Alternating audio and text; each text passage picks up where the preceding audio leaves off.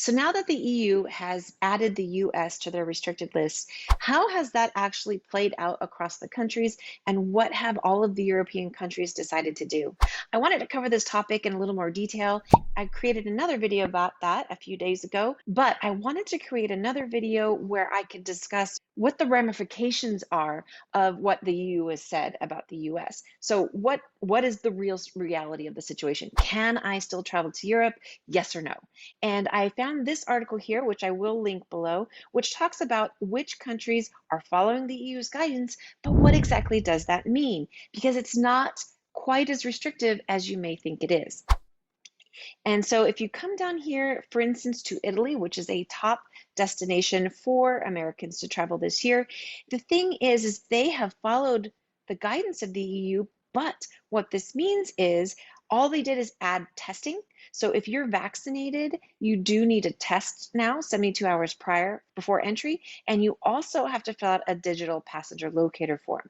So this is really all that's changed. So if you come over to Reopen EU and to Italy, if you scroll down here, people from Canada, Japan, and the US have to be fully vaccinated, have a negative test within the last 72 hours before they arrive, and fill out the passenger locator form. So as you see, it is not as restrictive as it initially sounds. However, if you are not vaccinated, whether you're going to Italy or any place else in the EU, you are going to face more testing, more potential quarantines, and it is going to be far more difficult. So if you're not vaccinated this year, make sure you're taking a look at those countries and making that decision whether or not you're willing to jump through the hoops that they want you to jump through in order to visit their country. Now, if you are going specifically to Italy this year and you would like a little extra help because this is the year of all sorts of problems with travel restrictions and requirements changing literally daily, it is the year where you need to be the most organized you've ever been and make sure all of your I's are dotted and your T's are crossed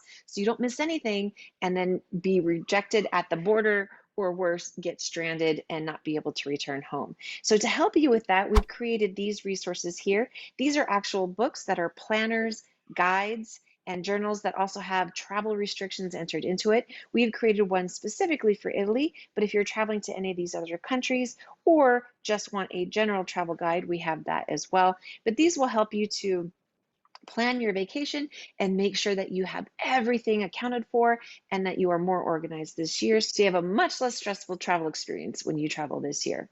The other thing we're also highly recommending is to buy travel insurance. And I made a video about this, which I will link above and below. And in the year of so much changing and so many strange things happening, having travel insurance will help you no matter what happens. They will have your back. So, if your flight is canceled, they will help you to get a new flight or get reimbursement.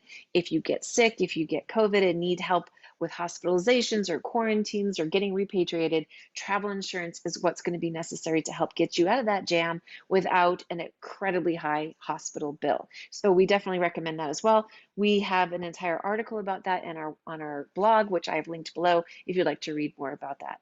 And other than that, these videos here will help you to plan your travel this year. And if we can be of assistance, please don't hesitate to reach out.